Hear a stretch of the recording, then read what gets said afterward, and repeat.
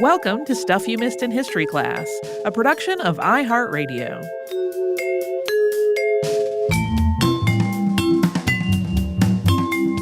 Hello and welcome to the podcast. I'm Tracy V. Wilson. And I'm Holly Fry. Foxes are one of many wild animals that share cities and other places with human beings. And in April, one of them made headlines after biting at least 9 people around the U.S. Capitol. When this story crossed my Twitter feed, I became incredibly invested in whether everybody who got bitten by this fox had gotten their rabies shots afterward. News articles were not telling me the answer to this information. Some of them were talking about a specific reporter or a specific congressperson, but I was like, no, everybody needs to get the rabies shots because foxes can carry rabies. Rabies is virtually always fatal once people develop symptoms or once anyone develops symptoms. But today's rabies prophylaxis is almost 100% effective at preventing that from happening. It is, I think, the most effective vaccine that we have in existence. So then when news broke that, yes, this fox did have rabies, it was like just a big flashing, screaming sign in my brain going, rabies shots, rabies shots, rabies shots. Please tell me everyone got their rabies shots. Of course, then that made me want to do a podcast on rabies and the vaccine that prevents it. Something that somehow I thought we already had stuff on. We don't. Or if we do, I failed to find it. The vast majority of our listeners live in places where rabies deaths in humans are extremely rare. Some parts of the world are rabies-free, and here in the United States, there were only 5 human deaths from rabies in 2021. That was the highest number of annual rabies deaths in the United States in a decade. There are also places, though, where rabies is still endemic, and globally, about 56,000 people die from it every year. That is that's a small number compared to something like the current pandemic, but they're 56,000 totally preventable deaths. Like we have what we need to prevent this. So I wanted to talk about that. Heads up, though, there's a lot of animal experimentation in this episode. And deaths, obviously. Rabies is caused by rabies lyssavirus, which probably originated in Old World bats. This virus has existed on every continent except Antarctica and Australia for millennia. And although Australia is rabies-free, it's home to a closely related virus called bat lyssavirus.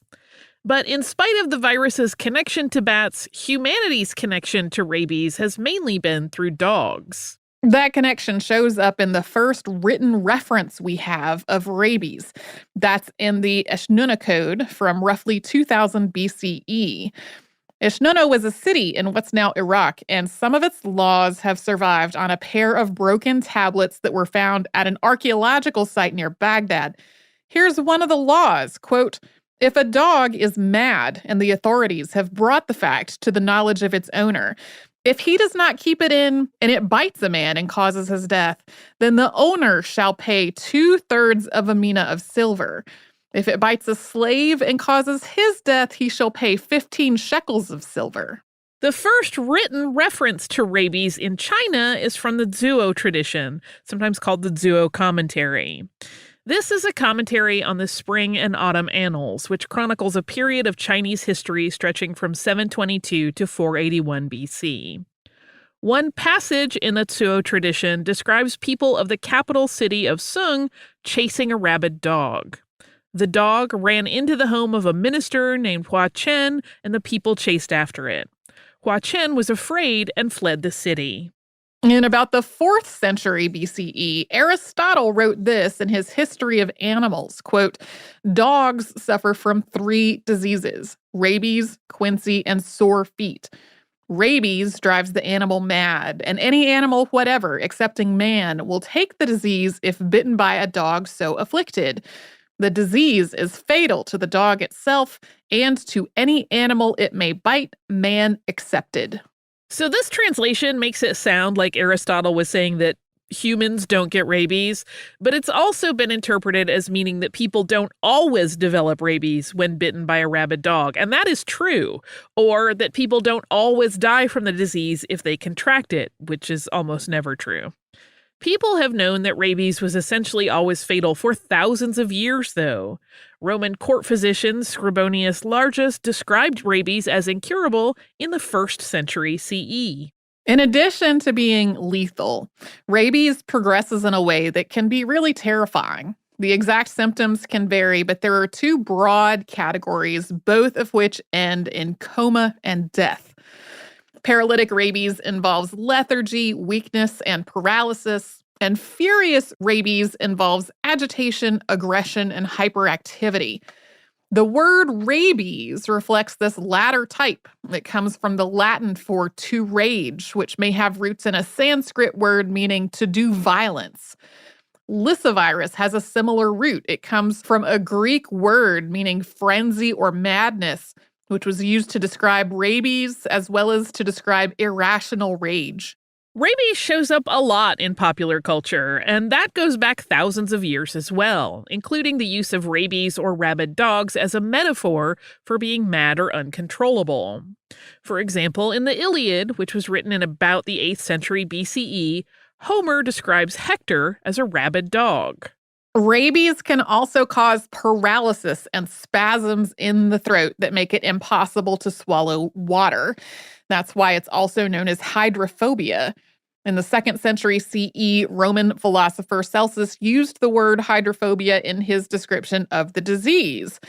Celsus also recognized that something was present in saliva that transmitted this illness, and he recommended a range of techniques to draw this substance out of wounds.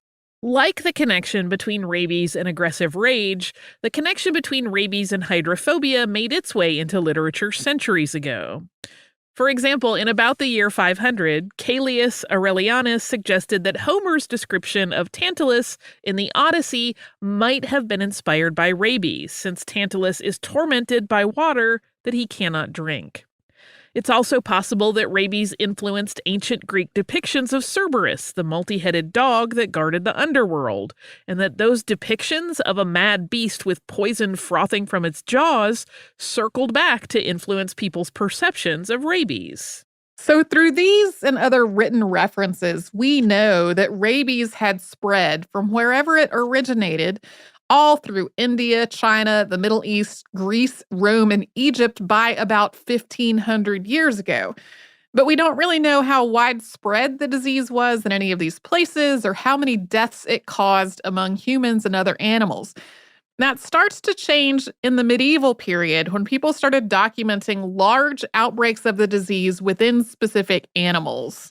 These accounts primarily focused on outbreaks among dogs and other canids, including wolves and foxes. For example, an outbreak of wolf rabies struck Franconia in 1271.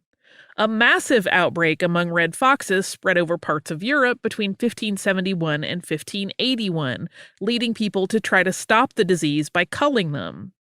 Sometimes these outbreaks could spread to other animals, including infecting people when they were bitten.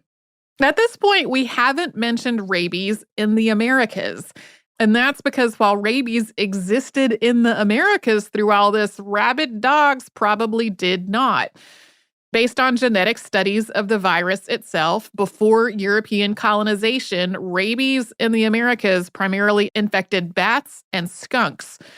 There's some evidence that indigenous peoples in ancient Central and South America regarded both bat bites and snake bites as potentially dangerous and treated bat bites with washing and cauterization with hot coals to try to prevent disease. Spanish colonists were reported being bitten by bats in the early 1500s, and in 1514, Fernandez de Oviedo wrote about several soldiers dying after being bitten by vampire bats.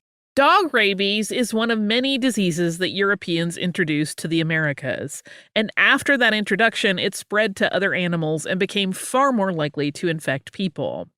But that process did not happen nearly as quickly with rabies as it did with diseases like smallpox. Rabies typically has an incubation period of roughly 3 to 8 weeks, although it can occasionally be much longer. Once symptoms appear, rabies is virtually always fatal within about 10 days.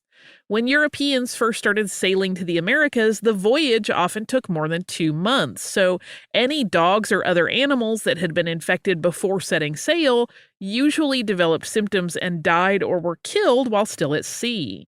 So that meant introducing dog rabies to the Americas required a voyage that was short enough for infected dogs to survive it.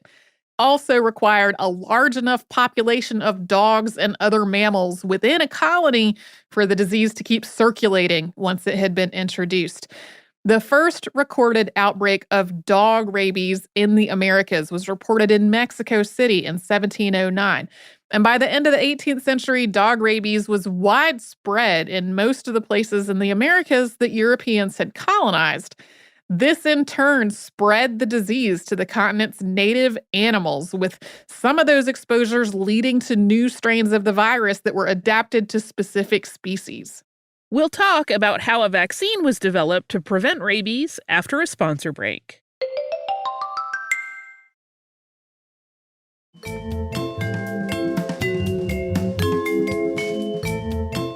By the 18th and 19th centuries, outbreaks of rabies were spread across a lot of the world in domesticated dogs and in wild animals. In North America, rabies became so widespread in skunks that they were nicknamed phobie cats, like hydrophobie. And phobie tents were advertised as a way for cowboys to avoid being bitten by them in their sleep. In 1803, an outbreak among wild foxes in France spread to dogs, pigs, and people. Bites from rabid wolves tended to be particularly lethal, in part because attacking wolves often bit people's faces or necks, meaning the virus was way closer to their brain, while rabid dogs usually bit people's hands or arms. There was no cure for rabies and no way to tell whether a person would develop it after being bitten. And estimates of how many people developed rabies after a bite stretch all the way from 5% to 50%. Some of this is just because of imprecise record keeping, but it's also connected to how people responded to the disease. In many places, there was a widespread assumption that any animal that bit had rabies, and during outbreaks, people tended to hunt down and kill animals that they thought might be spreading disease. So a dog that bit someone in the midst of all of this might be rabid, or it might just be scared and cornered and trying to defend itself. Around the world, people tried various herbs and medical preparations to prevent or cure rabies. And because it was so lethal, many of these also relied on the idea of divine intervention. For example, Hubertus, also called Saint Hubert, is the patron saint of hunting. And one of his reported miracles involved curing somebody who had been bitten by a rabid dog. So in much of Europe, people used a piece of iron called St. Hubert's key to cauterize bite wounds. As part of this treatment, a priest would also make a shallow cut over a person's forehead, place a black bandage over that, and the person wore that bandage for 9 days. Some people even carried one of these keys around with them for protection. Long before the development of the germ theory of disease, people recognized that when someone was bitten by a rabid animal, something in the animal's saliva was going into the wound and potentially causing rabies. So some of the other treatments for bites involved washing the wound, applying caustic chemicals to it, or cauterizing it, whether it was with a St. Hubertus's key or with some other implement. If these treatments were done immediately after a person was bitten, they may have helped reduce the chance of developing rabies by washing away the animal's infected saliva. Thoroughly washing the wound is still step one in rabies prevention today, but none of this was enough to totally prevent the chance of developing the fatal disease. People also tried to prevent rabies by reducing the numbers of animals that could carry it and transmit it to humans and to other animals. For example, in 1867, the UK passed the Metropolitan Streets Act. Among other things, this act empowered police to collect and muzzle stray dogs, or dogs that were determined to be dangerous. This reportedly led to a drop in human cases of rabies in British cities. Also in the 18th and 19th centuries, researchers were learning about rabies and working on ways to prevent its spread. During the earlier part of this time, researchers didn't yet know what a virus was, but trying to talk around that got really clunky, so we are still going to call it a virus in our discussion today. Yeah, it was a lot of incredibly stilted sentences before I was like, we're just calling it a virus, regardless of whether that individual researcher knew what a virus was. So in 1769, Italian anatomist and pathologist John Morgagni observed that rabies traveled via the nerves rather than traveling through the bloodstream. He made this connection because some patients reported a feeling of pins and needles or other neurological disturbances around the site of their original bite wound. Morgagni was correct. Once it enters the body, the rabies virus moves along the nerves until it gets to the brain and the rest of the central nervous system. After it gets to the brain, the rabies virus makes its way to the salivary glands, where it can cause excessive salivation. And although 18th century researchers didn't quite have that part figured out, they did know that the disease was spread through saliva. In 1793, Scottish surgeon John Hunter speculated that it would be possible to use a lancet to intentionally introduce an infected animal's saliva into another animal, but it's not clear whether he tried this in practice. We also don't know whether German naturalist George Gottfried Zinke was familiar with Hunter's work, but in 1804, he brushed saliva from a rabid dog onto a cut he had made in the leg of a healthy dog. This previously healthy dog contracted rabies. He did this same thing with other healthy mammals, demonstrating that it was possible for the bite of an infected dog to infect animals of other species. In 1821, French neurophysiologist François Magendie reported that he had infected a previously healthy dog with saliva from a person who had contracted rabies. Victor Gaultier was a professor at the National Veterinary School in Lyon, France, and he started experimenting with rabies in 1879. He found that it was possible to transmit rabies from a dog to a rabbit, and then from that rabbit to another rabbit. Rabbits were smaller and easier to keep than dogs, and they were less dangerous research subjects than rabid dogs were. Gaultier also found that the rabbits had a shorter incubation period of about 18 days rather than a month or more that you might see in a dog. Gaultier did various experiments with infected animals' saliva, attempting to see whether he could find some way of using this infectious material to prevent rabies. In 1881, he injected rabies virus into the jugular veins of sheep, and they didn't develop rabies. And then when he exposed one of them to saliva from a rabid dog later on, it seemed like it was immune to the disease. French chemist and microbiologist Louis Pasteur started working on rabies at about this same time, and he was inspired by Gaultier's success. Pasteur already had an extensive background in this kind of work. In the 1850s, he had studied yeast and alcohol fermentation, as well as the ability for microorganisms to contaminate fermenting beverages. This had contributed to both the germ theory of disease and the development of pasteurization. In the 1860s, he had identified a microorganism that was devastating the French silk industry. And in the 1870s, he studied animal diseases like anthrax and chicken cholera, including developing an anthrax vaccine. Well, Pasteur had lots of experience in this kind of research. He had pretty much no experience in medicine or the clinical treatment of patients. So he relied on other people for this knowledge, including French physician and bacteriologist Émile Roux. A whole team of other scientists and doctors were involved in this work as well, including Charles Chamberlain, Émile Duclos, Louis Toulier, and Joseph Granchet. This was definitely not a solo effort, and Pasteur was not always excited about crediting other people for their involvement in it. There are even some historians who have accused him of stealing other people's ideas.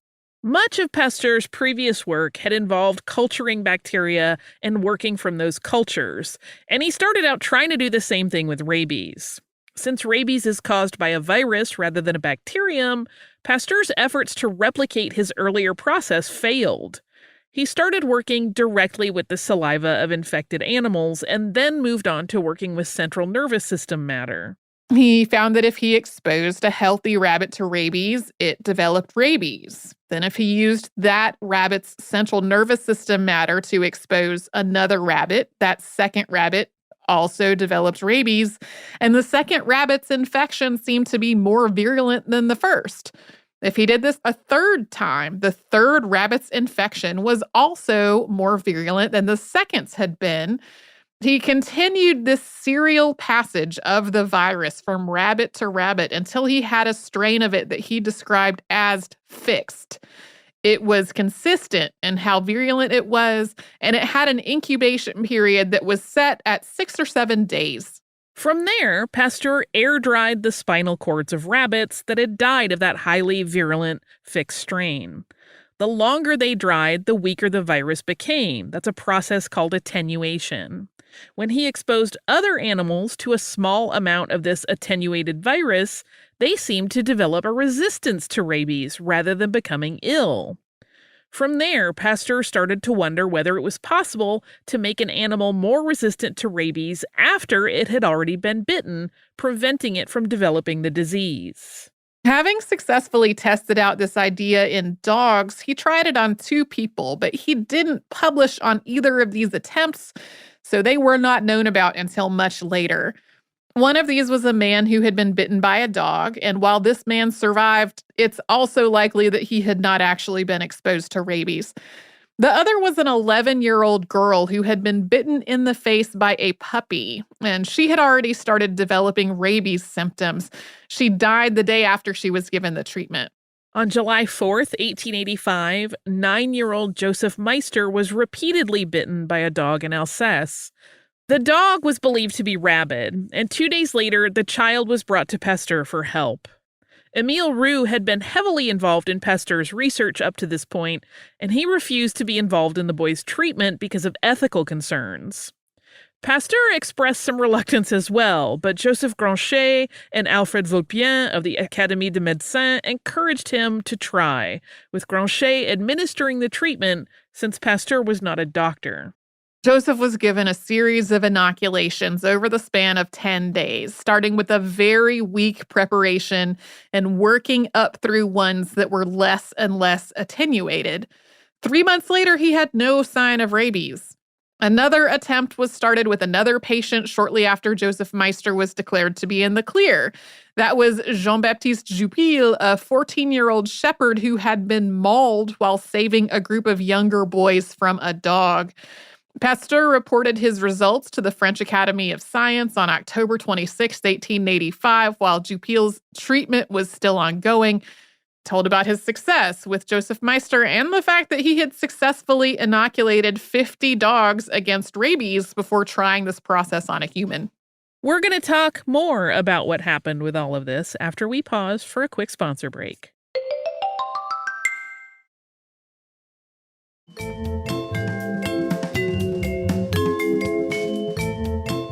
As word of Pasteur's success at preventing rabies started to spread, people started flocking to him for treatment. By the start of 1886, he had treated at least 350 people. They came from all over Europe and from the United States. In early December of 1885, a dog bit at least 7 other dogs and 6 children in Newark, New Jersey. Word of Pasteur's work had made it to the U.S., and a local doctor published an appeal for funds to send the boys to Paris for treatment. 4 of the boys were sent to Paris by steamer. The other 2 were determined to not have sufficient injuries to need treatment. American news coverage of these boys' trip to Paris and then their return to the United States turned rabies vaccine into just a media sensation. And 3 of the boys were displayed at the Globe Museum in the Bowery in New York after they all got home. Not everyone agreed with what Pasteur and his team were doing.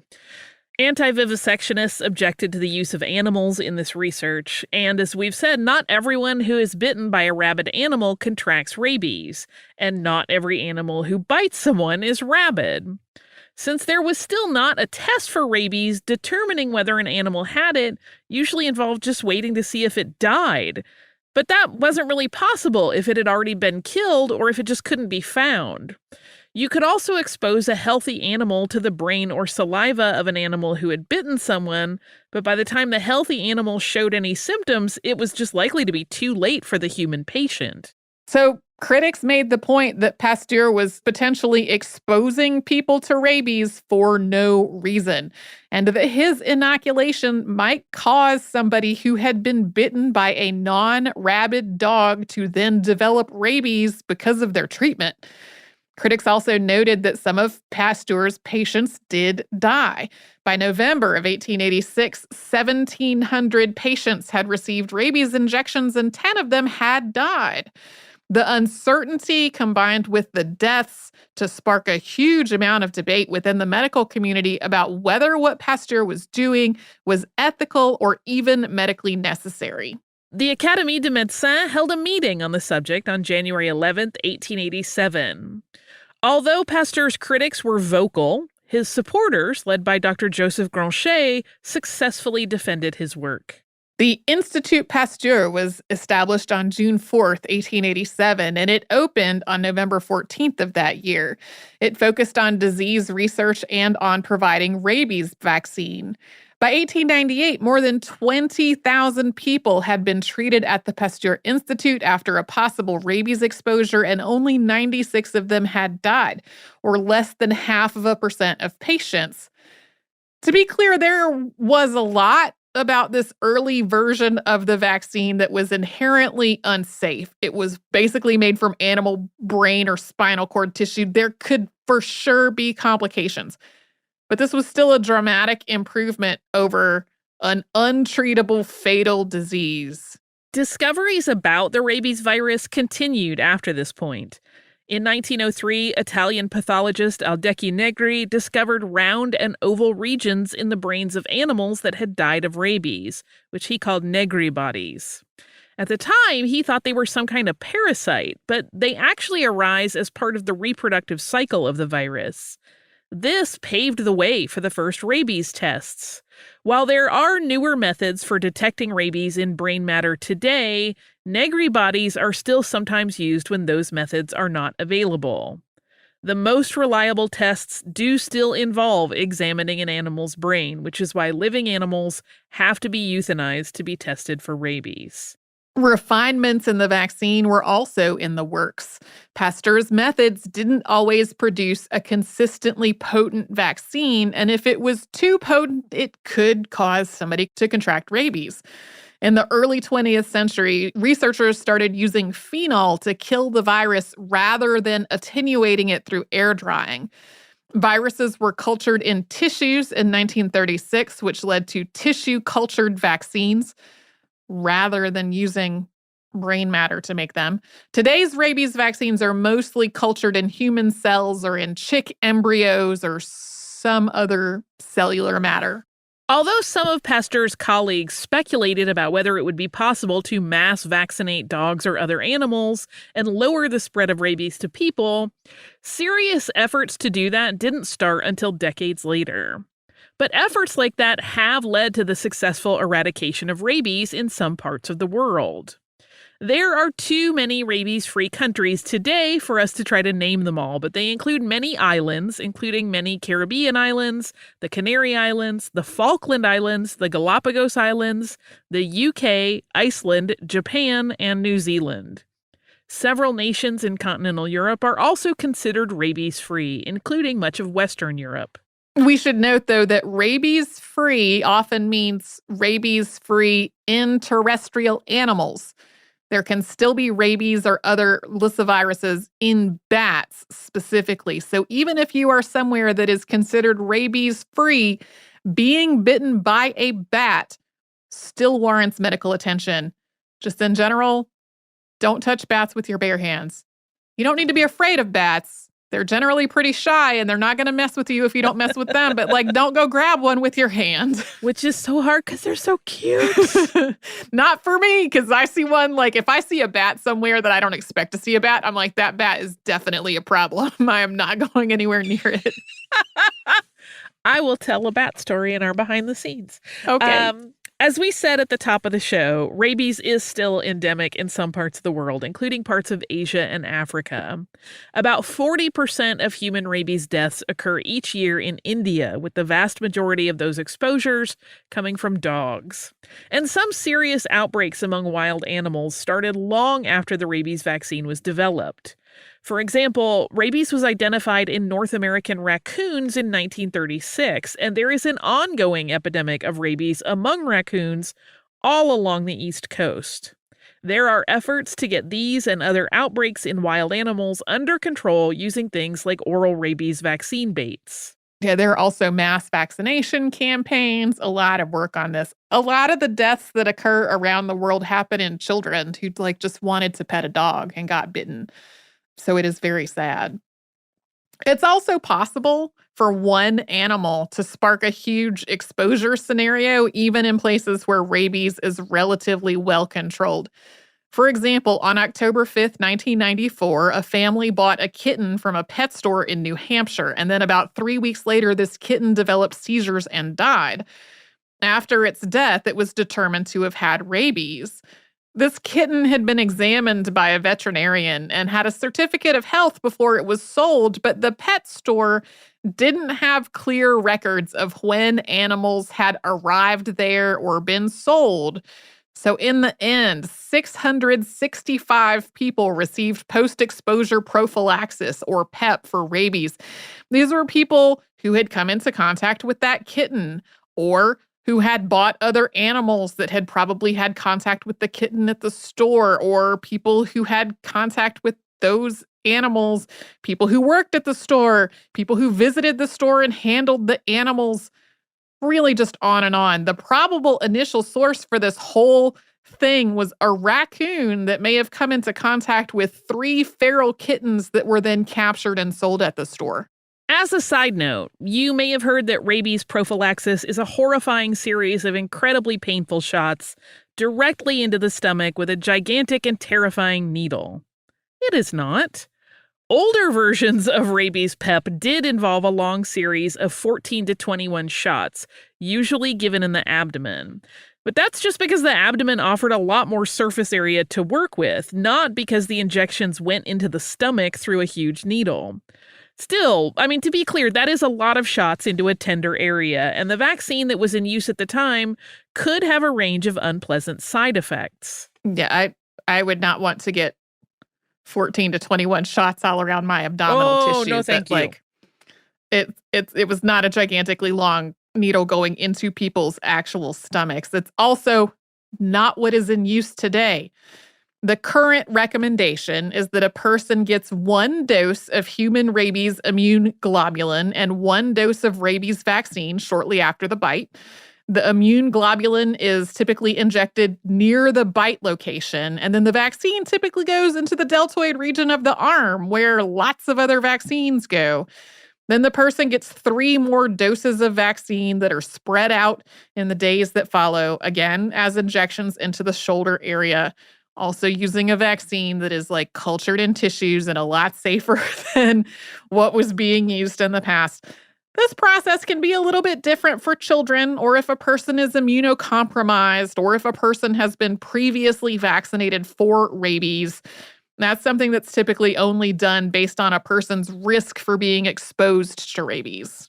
As another side note, we have been really, really focused on bites here because the overwhelming majority of rabies exposures come from bites or possibly scratches. There are some other ways to contract the disease, but they're extraordinarily rare, like through the eyes or mucous membranes if someone is exposed to aerosolized rabies virus in some way. Or because rabies can closely resemble various types of encephalitis, it is sometimes missed as a diagnosis when doctors don't know that the person was bitten by an animal. This has led to an extremely small number of rabies transmissions through organ transplants. Although the risk of this is extremely remote, after the first report of it happening, many organ procurement organizations started including screening questions to try to rule out this possibility. Circling back around to rabies in pop culture, this was actually a plot line on the TV show Scrubs. Yeah, it sounds truly horrifying, but also the disease process that rabies causes, like in the umbrella of encephalitis. And if a doctor doesn't know that a person was bitten by an animal or picked up a bat or whatever, most doctors have never seen a case of rabies in their career, and it's not the thing that first comes to mind. In 2004, 15-year-old Gina Giese and her medical team made headlines after she became the first person known to survive rabies after starting to develop symptoms. She had picked up and been bitten by a bat, and although her wound was cleaned with hydrogen peroxide, she wasn't taken in for further treatment. She started developing symptoms about a month later, and then about 6 days into her illness, reported having been bitten by the bat. Doctors placed Giese in a medically induced coma and gave her antiviral drugs and other treatments. These treatments continued until tests suggested that her body was fighting off the virus, and at that point she was brought out of the coma. She survived this experience, and news outlets have continued to report on her life into the year 2021. At the time, this seemed like a hopeful sign that what came to be known as the Milwaukee Protocol would make it possible to cure people after they started showing symptoms of rabies. But efforts to replicate that success have been largely unsuccessful. One paper in the Journal of the Brazilian Society of Tropical Medicine traced 38 published uses of the Milwaukee Protocol, including one use of a similar protocol called the Recife Protocol. Only 11 of those patients survived, with all but 5 of them having moderate to severe complications afterward. This is certainly an improvement over a disease with an essentially 100% fatality rate, but these numbers may be deceptively optimistic. 3 of the people who were described as having survived did make it through the most critical part of the illness, but they still died. At least one of the patients may not have actually had rabies, and there's been no coordinated method for tracking when this protocol has or hasn't been attempted. It's likely that anyone who tried it and succeeded would publish their results, but it's also possible that people who tried it and failed have not. Yeah, there are some papers opinion commentary written by teams of doctors that are like, this does not work and we need to stop focusing our effort on it. And others that are a little bit more like, this may need some other refining before it could work. Aside from all that, though, all the patients described in these publications spent at least a month in the hospital with extensive care throughout their stay. So it's extremely unlikely that this protocol could really be put into use in the places where human deaths from rabies are the most prevalent. These places tend to be rural and poor without a lot of healthcare infrastructure. Places where people don't have access to rabies prophylaxis are likely to also be places where people don't have access to a hospital that could support this kind of treatment. Also, it's extremely clear at this point that coordinated programs of public education and dog vaccinations, and sometimes vaccinations in particular wild animals, can lower the number of human rabies deaths enormously.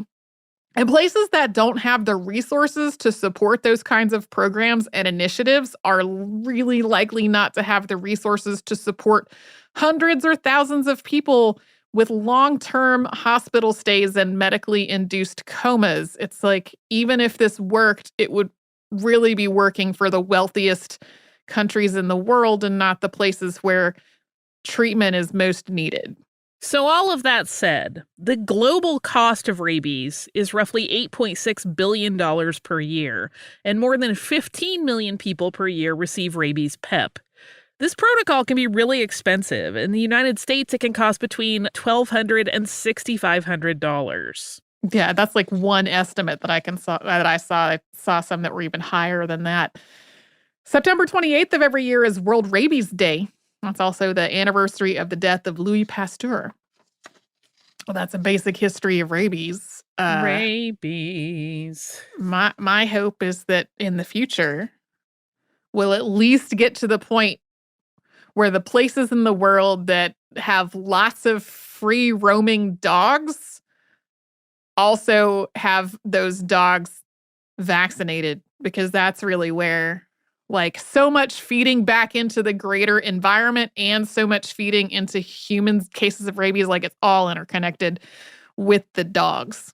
Yeah, I think we mentioned it at the top of our episode on the history of veterinary medicine that one of the vets at my practice Mhm. participates in a program where she goes to countries where the dog population is not well vaccinated Yeah. and tries to just do as many vaccinations as they can in a short period of time. Yeah, they had gone to Malawi, I think, and Malawi's target is like 70% of the dog population vaccinated, which would do a lot to reduce the number of human deaths, but still would there would still be a reservoir of circulating rabies among dog populations. There are a lot of sad parts to that, but one of the saddest parts is like a lot of the people who die of rabies are like just a kid that wanted to pet a dog. Yeah. So anyway, uh I have a listener mail. It's about animals. It's not about rabies. It's from Kaylee, and it followed our episodes on Shackleton. Kaylee wrote in and said, "Hi, Holly and Tracy. I'm a huge fan of yours. I've been listening to your podcast for years. I finally have something to write to you about. I just listened to the endurance episodes. I can't wait for your behind the scenes episodes about it. I'm a children's librarian in Maine, and it's my job to try to read as many books in our children's collection in order to give recommendations. Well, a 2019 book called Fearless Felines 30 True Tales of Courageous Cats came across my desk a few months back, and as an avid cat lover, I opened up the book and immediately started reading. The first story I happened to see was about Mrs. Chippy, the explorer cat aboard the Endurance. According to this children's book and other research I found, Mrs. Chippy would climb in the rigging and walk along the narrow ship rails, even in bad weather. There was one episode where Mrs. Chippy jumped through the porthole and the crew had to rescue him after he spent 10 minutes in the water.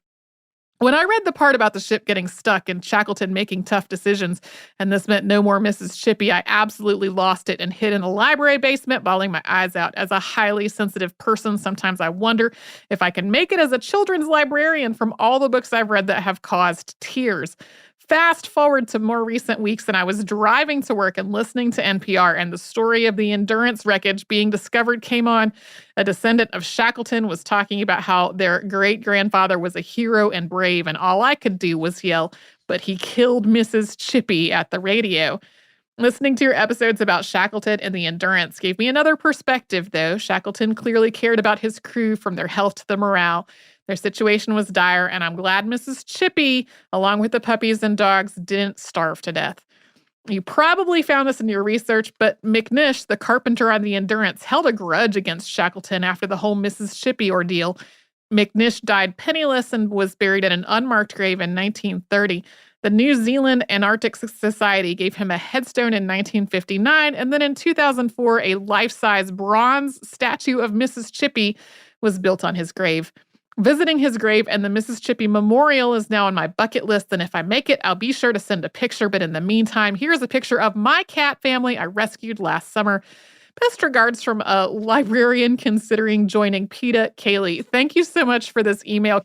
You are not the only person who commented in some way about being angry at Shackleton about Mrs. Chippy. Like when we put the episode on our social media, there were various comments that said things like, "He killed Mrs. Chippy, he's a monster."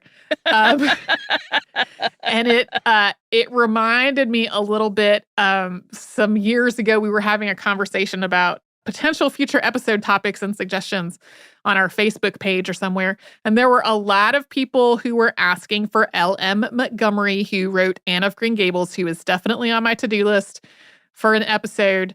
And there was one particular person who had been apparently traumatized by a scene in one of the later books that involves a cat being killed, and then was like commenting in reply to every single person who suggested that topic with like how horrible the cat death was. And I was like, this is something that really upset you as a child. But attitudes about animals were very different at the time. And like what Yes. people thought of as the humane way to treat animals, not the same as we think of now when we think of pets as family members, a very different situation. And I understand how upsetting it can be. But like Kaylee, am glad that the animals who were with Shackleton, although we could have a whole argument about whether they should have been there in the first place, glad that they did not face some of the dire situations of hunger and cold and all of that the men faced. So thank you for this email and the picture and the stories about Mrs. Chippy. I didn't put a lot about Mrs. Chippy in the episode itself because I didn't want to make the end of Mrs. Chippy even sadder than it already was. Like, part of me didn't even want to put the name Mrs. Chippy in there because somehow that made it harder. So thank you for giving me the chance to share some Mrs. Chippy stories. If you would like to write to us about this or any other podcast, we're at historypodcast@iheartradio.com. And we're all over social media at Missed in History. That's where you'll find our Facebook, Twitter, Pinterest, and Instagram. And you can subscribe to our show on the iHeartRadio app or wherever you like to get your podcasts.